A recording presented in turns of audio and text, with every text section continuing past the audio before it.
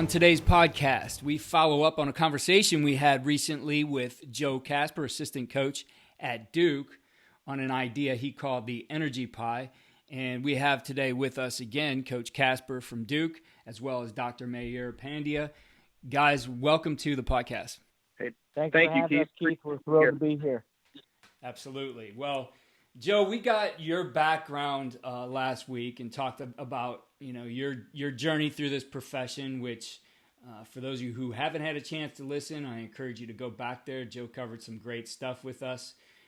And I got to know Joe when I coached him at BW, and he was a player there. He's actually on the other side of the ball, helped us on special teams, so I would have some involvement there. But Joe's had just a great career and very diverse in his background, and part of that has been his work, as we mentioned, with Dr. Pandya. So, Dr. Pandya, if you could please give us a little background on some of the things that you've done. I know for you, a lot of this really has been based on concierge sports psychiatry.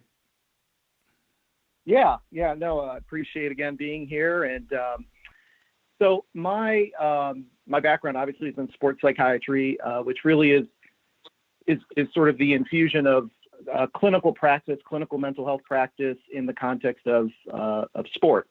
And my training, I'll take you a step back. So I went to Ohio University for medical school, and then I did my residency training at the Cleveland Clinic. And I was on staff there for about 8 years doing general adult psychiatry, and I happened to have some encounters with some high-performance athletes and work with some professional teams that kind of led me into starting my sports psychiatry practice, which is ACE Sports Psychiatry, based here in Cleveland.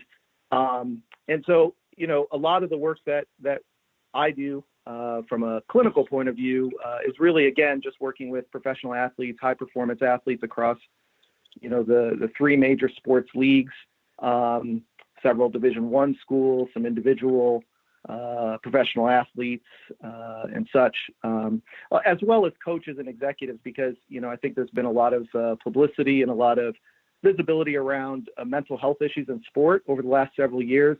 And so, we know that a large part of that is related to stigma and the fact that, talking about mental health issues historically in the context of sports, especially professional sports or elite sport, has been a difficult topic. But I think the tide is turning a little bit, and I think that's kind of where I've been able to kind of assist some of these organizations and athletes in improving performance through addressing mental health issues. And I think you would agree, Dr. Pandya, that this is still, even though this has been around a long time, this idea of sports psychology is really still kind of been in the background, and especially in terms of the mental health issues. I've been fortunate to have a number of individuals come on and talk about those things, but it is not overall, I think, in the consciousness of coaches in general. You see a lot of times, and we've talked about this at length with some different professors and doctors, that you'll have these mental health issues that come up with players, and a lot of it gets misconstrued about, it's just a kid being defiant, or, depending on, all the different things he might be facing. And in that, it kind of, it doesn't do service well to the coach and ultimately the team, because there's that disconnect there. Yeah. I mean, I think it takes a lot of courage, a lot of vulnerability, depending on the level that you're competing at, to come forward and talk about these things or admit that you have a problem. I think, for centuries, we've always held this belief as a society that, elite athletes, should, I guess we assume that they should have some physiological resistance to mental health issues, right? They look like they are well developed, well trained, from a physiological standpoint. But I think people didn't really recognize that under the surface, mental health issues do exist. And it still happens today. I think people some subset of people view the admittance of mental health problems as a weakness, right? And so that's where a lot of the education, both with athletes themselves as well as coaches, around the fact that, hey, this is a part of normal human existence. And the other thing I oftentimes see is that people view mental health as a sort of a binary kind of concept, right? Like I either have good mental health or I am mentally ill, right? And that's not the case. I mean, it's a very fluid concept, and we all sort of fluctuate in a spectrum between wellness and maybe not illness, but we all have bad days, right? And so I think that's the thing that I try to educate individuals about is like, look, like admitting that you don't feel well mentally is okay. I mean, that's part of just being human, and we all have issues both on the field, on the court, as well as off the field and off the court. And so the sooner you recognize and are willing to say, hey, like I got some tension at home, or I got some stress at work, the easier it will be to address it and ultimately kind of keep you, performing at the level that you're accustomed to performing at. Yeah, and it's something when we look at kind of how it's been misunderstood with how we handle it, and you just think about how, in general, coaches, and probably even to a greater extent, football coaches, because of the physical nature of the game, think that we can, we're going to make you mentally tougher. We're going to run more gassers. We're going to run more hills. Or we're going to do this Navy SEAL workout, and that's going to, make you mentally tougher. And the fact of the matter is, those things have absolutely no effect on it. It doesn't address the issue. It certainly can get you in better shape, and maybe in dealing with that type of adversity, but the underlying issues never really get addressed, and we have to be, I think, more cognizant and more sensitive to that. 100%, and that's a large part of what I would say probably 80% of what I do that I think is helpful is education, right? Because the more I think people view this as an extension of normal care, I always go in and say, you don't sort of second guess or question, walking up to an orthopedic surgeon or to a primary care physician in a team facility. It should be the same with a mental health provider, right? Like that should all be the extension of the totality of your medical care. So jumping ahead, both Joe and Dr. Mayur, looking at the combination now of these disciplines into ACE sports, psychiatry and performance, and I'd like each of you to chime in, I guess, on this. But what you guys been able to put together, how does this really differentiate what you do? Yeah, so maybe I'll start and I'll let Joe kind of chime in here. So, when my background, my training is in medicine. It's in psychiatry. It's in clinical practice. And when I started my practice, working with athletes, one of the things that I clearly, am not well versed in is the coaching side. I don't coach sports. I don't, I work with athletes, but there's a language and there's a special interaction between coaches and athletes that I think really can enhance the ability for athletes to really trust, who they're working with. And so one of the things I quickly found out was that, in terms of addressing performance, finding the right person to kind of come on board and kind of help expand the performance arm of ACE Sports was critical. And Joe and I have known each other for quite some time. And one of the special things about Joe is that he gets it. He's very psychologically minded as a coach, and he understands the importance of both mental wellness and mental, taking care of your mental health. And so, I brought Joe on board, and Joe and I have been able to really, I think, create kind of a novel practice where we sort of address not just the clinical side alone or just the performance side alone, but really in true concert with one another, where we will work with an athlete, and we'll get into it, I'm sure, later when we talk about Energy Pie, but just kind of how we look at a lot of the same issues from different perspectives. And I think that really benefits the athlete considerably, whether we're talking about just, normal everyday kind of performance or feelings of failure, to anything like depression or anxiety or other, more serious kinds of clinical issues. So I feel strongly that, this merging these two disciplines has really sort of created a really effective approach. Joe, from your standpoint, the coach's perspective, how do you see it? Yeah, well, I agree 100%. I mean, the first thing you asked was, how do we differentiate ourselves, or what makes ACE different?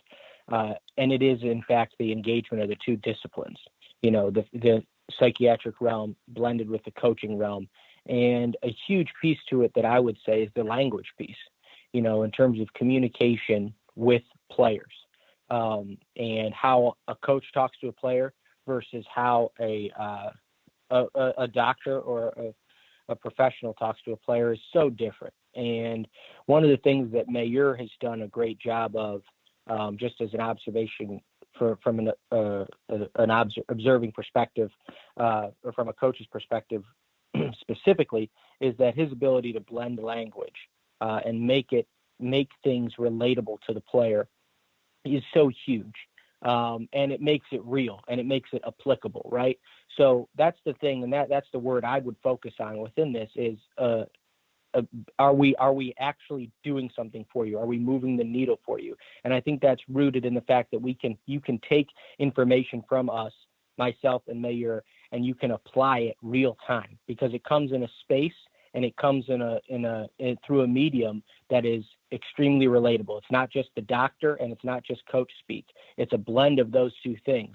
It's the intellect and the background and the science that Mayur brings, and it's the relatability, the coaching philosophy, the understanding of the season, the schedule, the pressures on an athlete from being inside the building that I bring. And it's a blend of those two things that is what makes us most effective. Each of us in isolation of each other I believe is pretty good. I'm confident in myself, and I'm extremely confident in him. He is the best in the business when it comes to dealing with not just athletes and mental health, but just mental health in general. He's elite. And I'm not just saying that because he's my friend. I'm somebody that personally, as a friend, engages Mayur on topics throughout my life, right? And I think that that's important to have a resource like that. And I'm fortunate to have that resource come in the form of a friend. But I think what's important is that we're each of us, like I said, individually is elite. I really believe that. But together, we really provide athletes, coaches, executives with something that they can really take home and really apply. It's the applicability of what we're talking about that is different, because we're not operating in theory. I think one of the things that happens within the mental health realm, and I'm going to just to touch on both these things. In the mental health realm, a lot of times I think it's spoke about in platitudes or in theory, or in just broad discussion, right? This is an idea or a concept, and there isn't an understanding necessarily from that professional all the time in how that understanding or that theory can be applied real time in your building. And what we try and do with the blending of the coaching perspective and the coaching philosophy is make all that theory make sense and be real and have impact real time in your building. And that's by having that understanding of what a season looks like, what the politics of a season looks like, what the feelings and sentiments are within a locker room, what it's like to be a player, what it's like to be a coach. And you touched on it, as it pertains to working out and mental toughness and finding ways that, to push guys. That's great. There's a huge part to it. I mean, that's, some of that is physical in nature. Some of that is creating, we touched a little bit last podcast, Keith, about, creating struggle or creating adversity. That's a huge piece to this thing. I mean, I think that's a huge piece to athlete development, of course. But, really, like, does the coach understand the science behind that activity? Just to take that specific example, does he understand the mental science behind that activity? I would say in most instances, no, the coach does not. The coach knows to do that or does that because a coach did that to him. What is the science behind that, and how can we recreate that, right? So is there a way to create mental fortitude without making a guy go through the Navy SEAL workout that you gave an example of? For a traditional coach, and I don't mean this in a bad way, it's just exactly what, to me, it's just fact. They're not trained from a mental health standpoint, in most instances, of a way to create that same kind of adversity or create that same kind of manufactured struggle. They're not trained in that realm to be able to do that. So you have to educate yourself or engage a resource like Mayur to be able to understand what's the science behind that. How do we create that when I've got a player that physically, I don't want to waste his legs. I don't want to use his legs on a Navy SEAL workout. So how do I create this kind of struggle or this to create mental toughness or foster mental toughness without killing a guy? I think that's just a really common day one, page one type example. And what ends up happening a lot of times in sport, from my perspective, as it pertains to this example, is the coach either says, hey, I'm going to let players slide. I'm going to adjudicate this discipline differently to different players, or I'm going to not engage in this process at all, or I'm going to engage in this process wholeheartedly and I'll deal with the consequences of that. Well, in this example, to me, there's ways that you can kind of get around this, or ways that you can operationalize this without it being option A or option B, if you have an understanding of the science behind it. So the combination of those two disciplines and engaging those two disciplines with an understanding of the context that each is applied with is paramount. I mean, it's huge. Yeah, and I think you guys touch on, the word elite, and I think all of us, anybody listening to this podcast, I mean, this is designed to put our listeners in touch with some of the best around, and I've had a number of guys come on I could think of, and I'll point our listeners back to some episodes. So Richie Gray, who actually is an elite rugby coach, has been on a number of times here talking about tackling, but also talks about coaching in general. Or Fergus Connolly, or Brett Bartholomew, or Kurt Hester from Louisiana Tech talk about this interdisciplinary approach.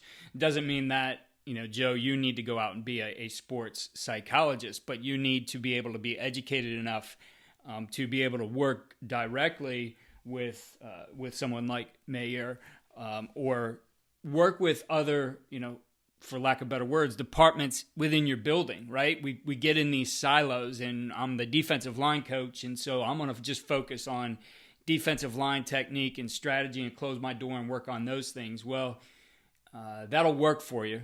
You can be excellent at that, but if you really want to be elite and you want to help your organization be elite, there's that part where you need to understand how we develop the whole athlete, and I think that's a lot of what you guys are getting at. Absolutely. Yeah. And I would say that the first thing that it begins with, and I don't want to cut you up, I'll let Mayur go ahead in 1 second. I just want to add real quick to what you said, is it starts with a willingness, right? So a willingness, whether it be of that individual coach to engage or educate, and sometimes in the case of an organization to engage or educate. And a lot of times it's sport by sport. We've found success in engagement one-to-one, a lot of times with athletes directly, an understanding of what that athlete feels like he or she needs. So it's a willingness, number one, and then it's taking that next step. And we've found that a lot of people have been willing to take that next step and to their benefit. I think it's been to their benefit. Yeah, no, two thoughts that came to mind as you were sort of making those comments, Keith. The first, I would say that it's critical for coaches to be educated themselves. You can partner up with a mental health provider like Joe and I are doing, but I think there's no replacement for the coach understanding mental health, right? Doesn't mean you have to be an expert, but you have to have some basic understanding of what depression is, what anxiety is, kind of knowing how to access the help. Because if, players will quickly perceive, if you don't know anything about it, that it's not a priority to you, right?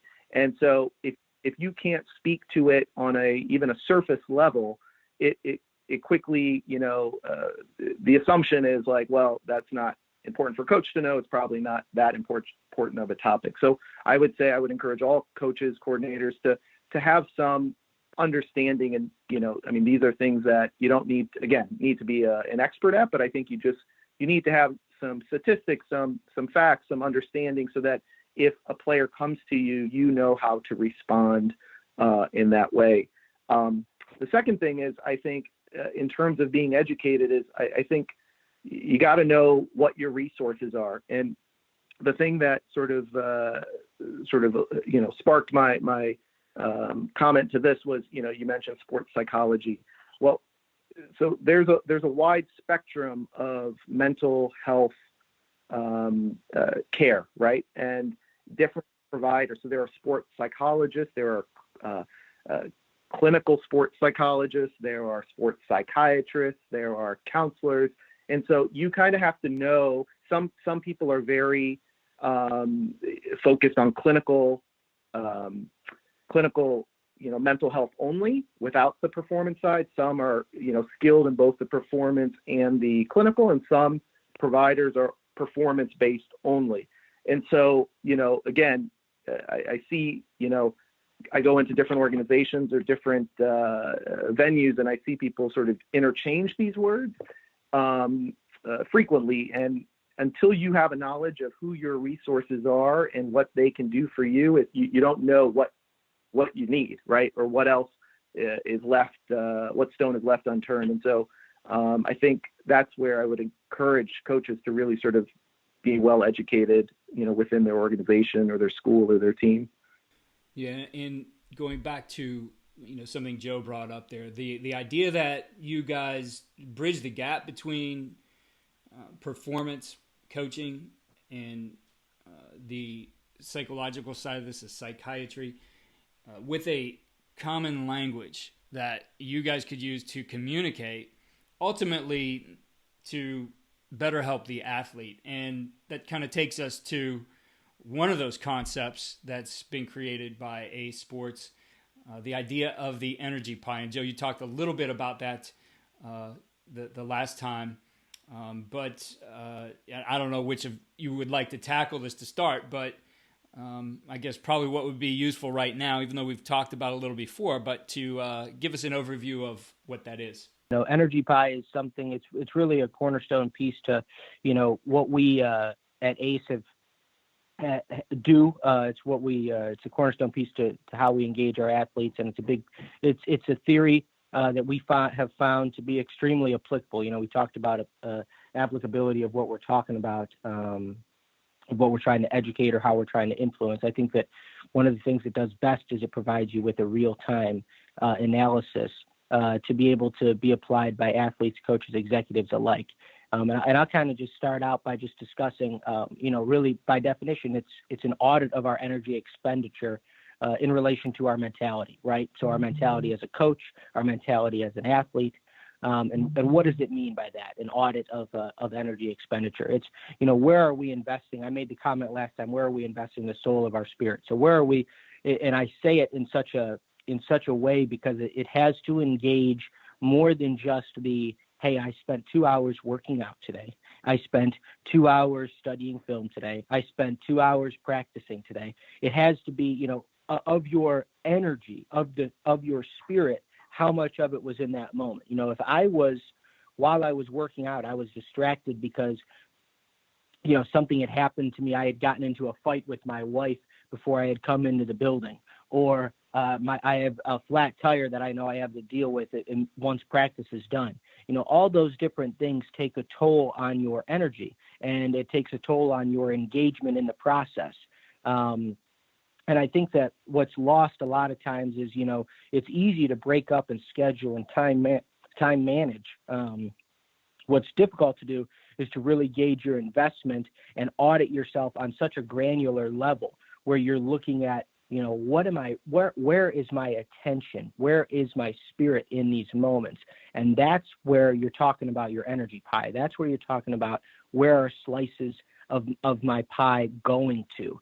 And I think that it's Mayur and I talk about the tenets kind of that pie, to add some depth to it. And then I want, then we'll get a chance to hear from Dr. Pandya to, speak even more eloquently than I can on the concept. But it's an understanding that every day is going to offer some finite amount of energy, right? All of us have an energy pie. Keith, you have an energy pie. I have an energy pie. And it's finite. The amount of energy within that is finite. It can't, it's not, I don't have a big energy pie on Tuesday and a small energy pie on Wednesday. It's not like rest. Like I got 8 hours of sleep last night or 10 hours of sleep the night before, and I feel more rested.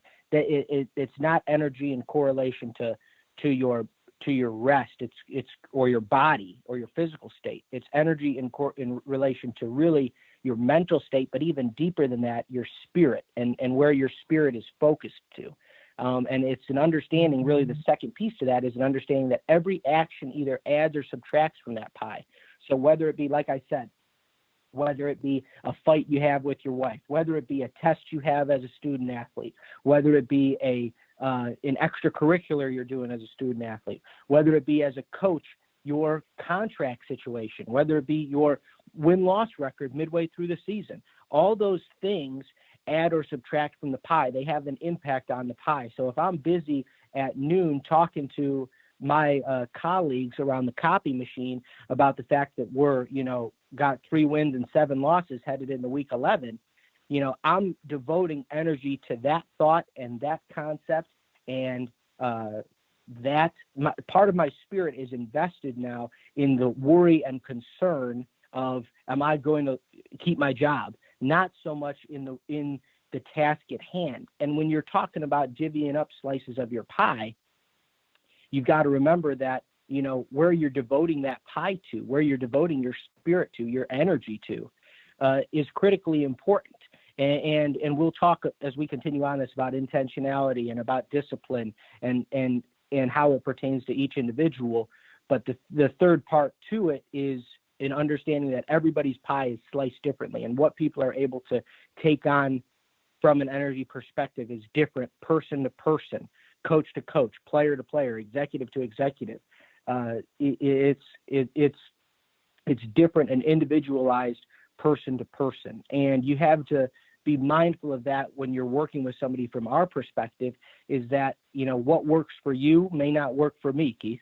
What works for Mayur may not work for you, and where you're able to devote your energy to, or how much you're able to put on your plate, or essentially, metaphorically, how big is your pie? How many slices can we cut into this pie, and we still have enough to be able to finish our day as best as we can finish it. So it's deeper. I want to be clear that it's deeper than time management.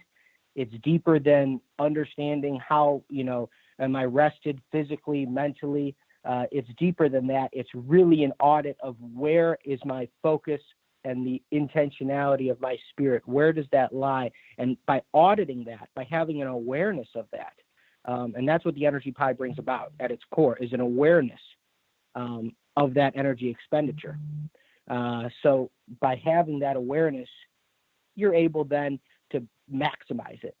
And we'll talk about ways to do that. But Mayur, if you want to go ahead and chime in and maybe add some depth to any one of those elements, of course, by all means. I think it's I don't want to say that it's the best thing that Mayur and I have done, but it's one of the most unique things that Mayur and I have done and worked on together. And it's one of the things that we have found we're able to engage coaches and athletes alike with regularly. It applies pretty universally in terms of ways that we can be helpful. Yeah, no, absolutely. I always, whenever we talk about Energy Pie, I always think about a quote that I heard David Epstein say, who's the author of a great book called The Sports Gene. I heard him once say that the difference in performance between legendary and anonymity in elite sports is usually less than 1%, right? So there is such a small difference that can, sort of change someone's trajectory between being really elite and failure, right? And so this is where I think we are trying to maximize the individual's understanding of kind of where things are at. And just to kind of summarize what Joe said, I think like this is about awareness. This is about understanding priorities and commitment, right? Like we want people to understand and to articulate kind of what it is that they want, right? And so the first, when we work with athletes, a lot of the first couple sessions are just kind of getting to know who they are as a person, and making sure that they truly know where they are going or where they want to go. Going back a little bit, just to the discussion we had probably right before we started Energy Pie about, the mental toughness and mental resilience. One of the common symptoms that athletes will report when they are depressed or when they are, mentally unwell is mental fatigue, right? That's a very safe symptom in the context of sport. And so many athletes will complain about mental fatigue. And if you try to improve someone's mental fatigue with, meant by, like you said, all of the exercises and the wind sprints and trying to, because you believe that that's the way to make them more mentally tough, you're only going to make them more depressed, right? And you're only going to affect their mental health even more. And so I think, again, from an Energy Pie point of view, as a conceptual framework, I think athletes gravitate to that because we're talking about sort of, again, the same language, trying to address their quote unquote fatigue, if that truly is a representation of some other underlying distress, whether it's a full-blown clinical issue or not. It really, I think, brings everybody into like a psychologically safe place where everybody can have a very open discussion. And we believe that success stems from maximizing an individual's performance mentality, right? So after we take this audit or this evaluation of where the energy is being expended, we want to maximize that performance, use all of that information to maximize their performance mentality, which we believe is the combination of purpose, approach, and commitment. So those are really the three things that we work on together. And, just to kind of talk a little bit more about that, Joe has his domains, so to speak, of the topics that he usually addresses, that he's comfortable with, that he brings from a coaching perspective. Those being things like intentionality, effort, discipline, to ensure that you are prepared, right? You're prepared for competition, that you understand the material, that you are at your highest level when you step onto the field. And then from a clinical point of view or from a psychological point of view, I talk to my clients a lot about their identity, the environment in which they exist, kind of their goals or their future, because all of those things really are important to an individual's well-being. And from a cognitive behavioral perspective, one of the principal or central explanations regarding the emergence of depression or anxiety is the idea that individuals develop negative thoughts or what we call distortions in their head, over time in three areas. And those being, how they feel about themselves, how they view their world, and how they view their future. And so, if someone's effort is not there from a coaching perspective, we'll take a step back and say, okay, why is their effort not there? Or from a coaching perspective, if they're not being disciplined or routine or developing good habits, why is that? Maybe they have, some distress about their future, or maybe they have, very strong feelings of failure and that they aren't going to succeed. We know that when people are mentally fatigued, their perception of, two things are distorted. We know that their perception of effort is increased. So a particular task is going to seem like it's going to take a lot more effort to achieve, or they're going to have a decreased perception of the value of the reward or the outcome, right? And so these distortions will affect how motivated they are when they are mentally fatigued. And so that's just one example of, how we will sort of use the presentation of an athlete or a particular problem, let's say, in relation to their performance and examine it from both perspectives. That's the end of part 1 of this conversation with Dr. Mayur and Duke's assistant coach, Joe Kasper. We'll pick up with this again tomorrow on the next episode and focus on how these two areas interact in developing the whole athlete. Developing the full athlete is part of our football development model, which we've designed to help you build your youth football programs from the ground up. Check that out at fdm.usafootball.com. We'll see you tomorrow. Thank you again for listening to the Coaching Coordinator Podcast. Please, if you are enjoying the podcast, head over to iTunes or Spotify and click 5-star for rate. If you have a minute, write a review. It really helps the podcast. Check out our new